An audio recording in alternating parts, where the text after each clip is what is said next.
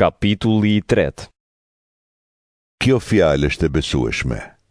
Nëse dikush kërkon të bëhet peshkop, dëshiron një punë të mirë.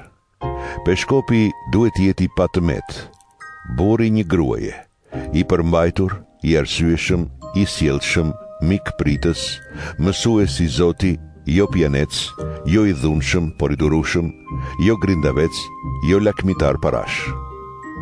Ai duhet ta drejtojë mirë shtëpinë e vet, dhe t'i ketë fëmijë të bindur e shumë të sjellshëm. Nëse dikush nuk di se si të drejtojë shtëpinë e vet, si do të kujdeset për kishën e Perëndis? Peshkopi të mos jetë i ri në besim, që të mos i rritet mendje dhe të bjerë në të njëjtin dënim me djallin. Ai duhet të gëzojë edhe respektin e atyre që janë jashtë kishës, që të mos përgojohet e të bjerë në kurthin e djallit.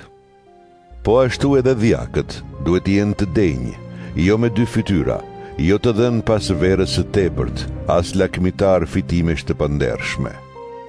Ata duhet të mbajnë me ndërgjegje të pastër të fshehtën e besimit.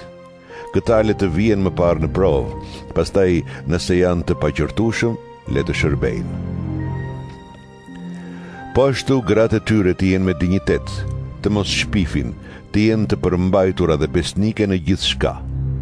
Dhjakët të jenë bashkëshorë të një gruaje, të drejtojnë mirë fëmijët dhe shtëpitë e tyre, sepse ata që i kryejnë mirë shërbesën fitojnë një emër të mirë për veten dhe shumë guxim në besimin që është në Krishtin Jezu. Këto gjëra po t'i shkruaj me shpresë se do të vijë te ti së shpejti, por nëse vonohem, të dish se si duhet të sillet njeriu në shtëpinë e Perëndis, që është kisha e Perëndis së gjallë, kolona dhe themeli i së vërtetës. Padyshim, e madhe është e fshehta e besimit. Perëndia u shfaq me trup njerëzor, u shpalli drejt nga shpirti i shenjtë, u pa nga engjëjt, u predikua mes kombeve pagane, u besua në botë, u ngrit në lavdi.